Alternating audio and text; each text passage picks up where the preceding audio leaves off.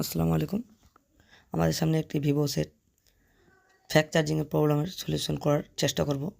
এটি দেখতে পাচ্ছেন স্ক্রিনের মধ্যে ফ্যাক্ট চার্জিং লোগো এসেছে। সো আমরা এটাকে ওপেন এর আগেই খুলে রেখেছি। তো এটাকে আমরা ঠিক করার চেষ্টা করব।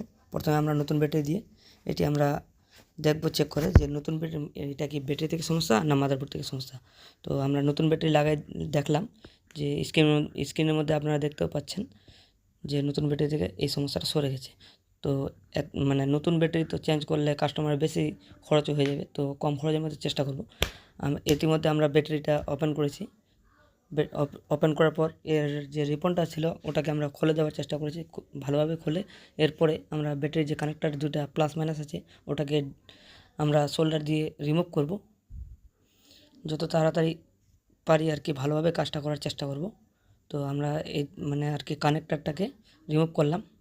এখন দেখি একটা নতুন কানেক্টর লাগাই।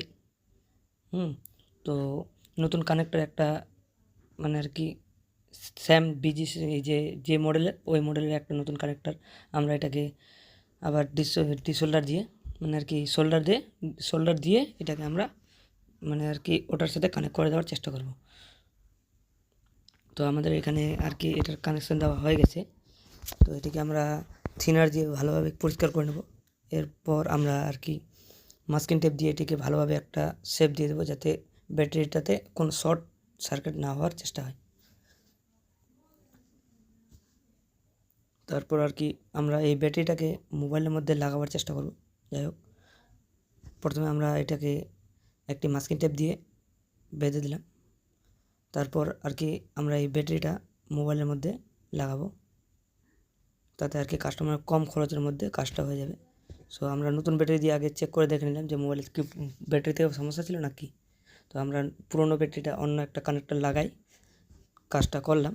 তো আশা করা যায় ইনশাআল্লাহ সাকসেস হয়ে যাওয়ার কথা। আপনারা দেখতে পাচ্ছেন স্ক্রিনের মধ্যে যে লাগালাম নতুন একটা পুরোনো ব্যাটারিতে নতুন একটা কানেক্টর দিয়ে। তো এতে আর কি কাস্টমারের সুবিধা হয়, কম খরচের মধ্যে কাজটা হয়। তো আপনারা দেখতে পাচ্ছেন ফ্যাক্ট চার্জ সরে গেছে। এখন দেখতে পাচ্ছেন চার্জও ধরে নিচ্ছে। আর এটি সমস্যা আসলে হয় ফ্যাক্ট চার্জ মানে আর কি 1 মিনিট বা 2 মিনিট অবধি চার্জ দেখায়, তারপরে আর চার্জ হয় না।